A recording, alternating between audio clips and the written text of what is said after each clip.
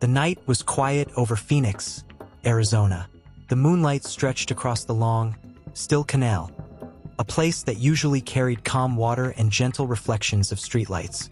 But tonight, the water rippled around something that didn't belong there. A patrol officer's flashlight cut through the darkness, shaking slightly in his hand. Then he saw it, floating near the canal's edge, a shape no one should ever find.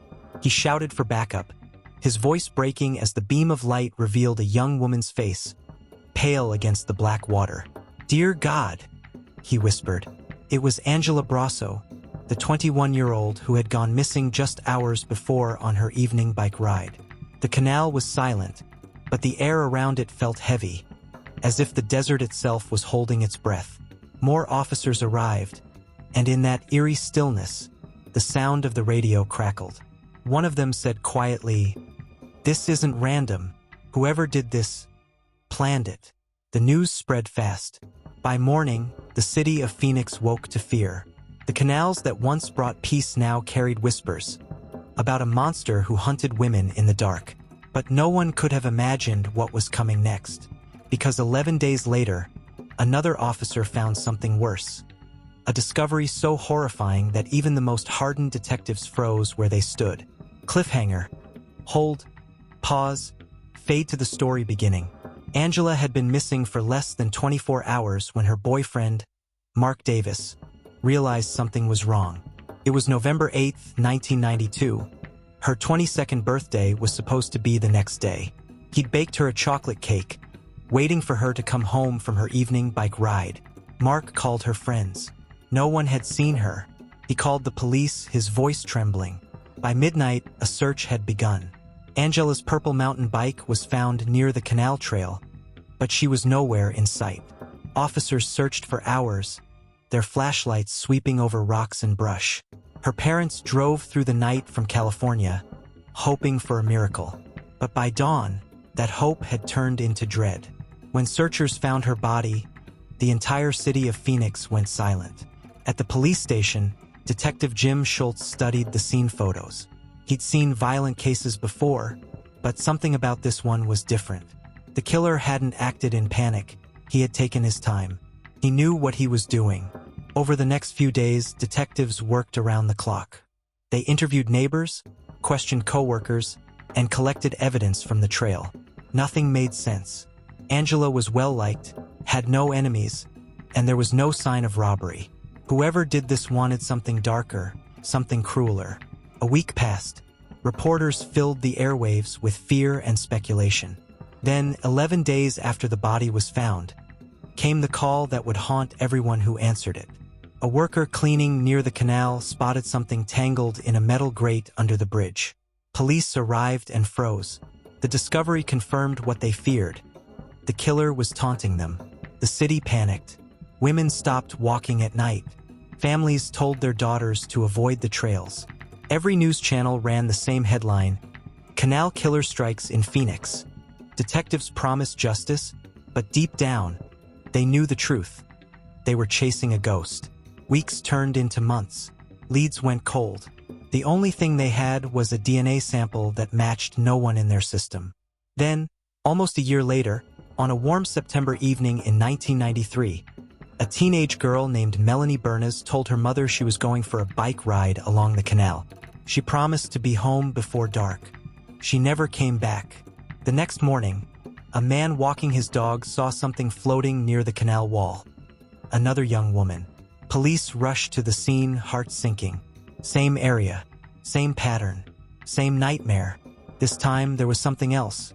Tire marks on the trail, drag lines in the dirt. Whoever did this had taken time to move the body. Detective Schultz whispered, "It's him. He's back." The department doubled its manpower. Helicopters searched the desert. Volunteers handed out flyers. But the killer had vanished again. 2 victims. One unseen predator. The city was terrified, but the man responsible seemed to disappear into thin air. No one knew that he was already hiding in plain sight, blending in, smiling at neighbors, living a life that looked completely normal. He had a name, a job, and a dark secret that would stay buried for more than 20 years. His name was Bryan Patrick Miller. To his neighbors, he was quiet, the kind of man who waved when taking out the trash, helped people carry groceries, and fix computers for a living. No one suspected that behind that polite smile lived a secret darker than the canals themselves. He lived alone in a small house near North Phoenix, surrounded by junk, boxes, and tools. His backyard was overgrown, filled with piles of scrap metal and old bikes, the same kind of bikes his victims once rode. But the neighbors thought he was just eccentric. "Nice guy," one said. "A little odd, but harmless." At work, Bryan stayed to himself. He barely talked to anyone, spent his breaks drawing strange sketches. Skulls, monsters, zombie soldiers. He seemed lost in a world only he understood. And that's exactly how he liked it, because Bryan had built a second life. A costume, a mask. He called himself the Zombie Hunter. He wore a long black trench coat, gloves, and a gas mask that covered his entire face. He carried a fake rifle and drove a car painted to look like a police cruiser, splattered with red handprints across the hood. On weekends, he showed up at comic conventions and parades, walking tall, posing for photos with children and police officers. People loved him. They saw him as a funny local character, a man who fought zombies and protected the city. But while everyone saw a hero, Bryan saw a disguise. He could walk in public without anyone seeing the truth. He could stand right next to police officers and they'd smile for a photo. For years, he lived like this, calm, invisible, forgotten. But deep down, that same darkness from the canals still lived inside him. He had tasted control once, and that feeling never left. At night, he would drive alone along those same canal trails. Sometimes, he stopped and just stared into the water. No one knew what went through his mind during those drives. But in the silence of those dark roads, the memories of 1992 and 1993 were never far behind. And yet, the case was cold. For the Phoenix Police Department, the canal murders had become a ghost story, an open wound in the city's history that no one could close. Detectives came and went. Files gathered dust. Until one man, Detective Clark Schwarzkopf, joined the cold case unit in 2011.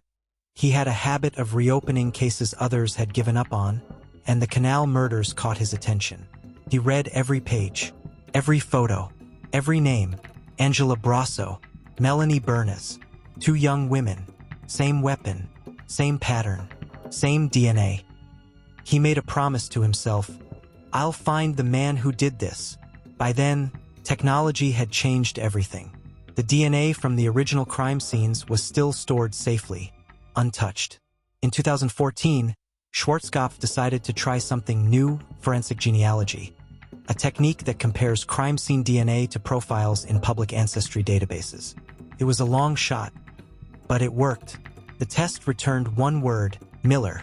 The system had found distant relatives of the killer, people who shared strands of DNA. From there, detectives built a family tree, tracing every branch until they reached one man who fit the profile. A quiet man in Phoenix, unmarried, owned a car, used to live near the canals, had a history of violence as a teenager. The name stopped them cold: Bryan Patrick Miller. Detective Schwarzkopf pulled up photos of him. There he was, smiling in a costume, the same man who called himself the Zombie Hunter. He couldn't believe it. The suspect wasn't hiding in shadows. He was out in the open, posing for photos with the very people hunting him. It sounded unreal, but the DNA didn't lie.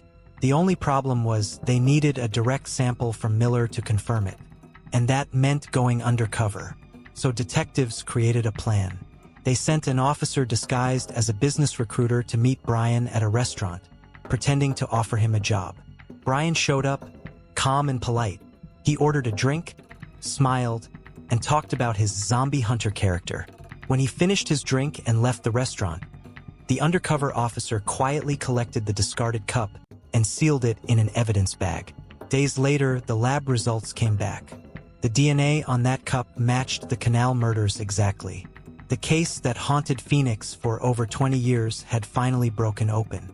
Detectives surrounded Miller's home on a January morning in 2015. When they knocked on his door, he looked confused.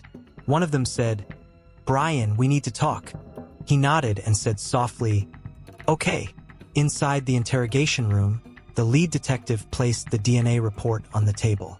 He told Miller that the evidence proved he was the man they had been searching for. Bryan stared at the paper for a long moment before speaking. "I don't see how that's possible," he said. He never confessed.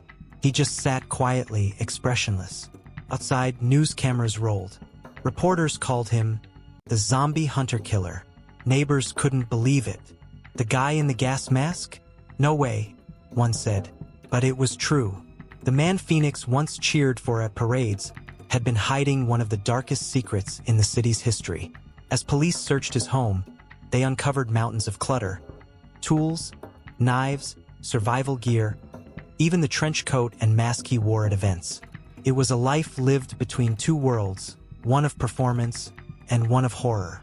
The case was finally solved. But the story of who Bryan Patrick Miller really was just beginning to unfold. Because when his trial started, his lawyers revealed something no one expected. A disturbing claim about who he was before he became the zombie hunter. And what they said would change everything about how the world saw him. The courtroom was silent.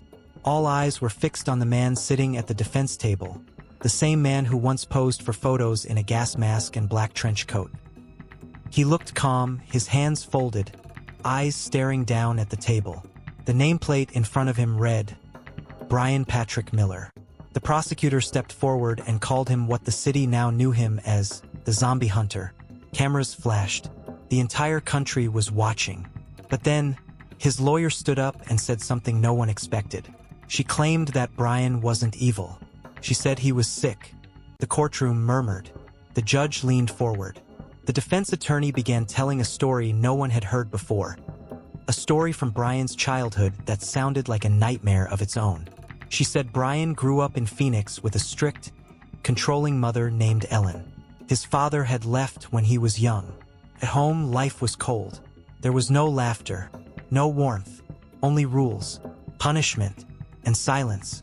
Bryan's mother was described as deeply religious, sometimes harsh, sometimes distant. When he misbehaved, she locked him in his room for hours.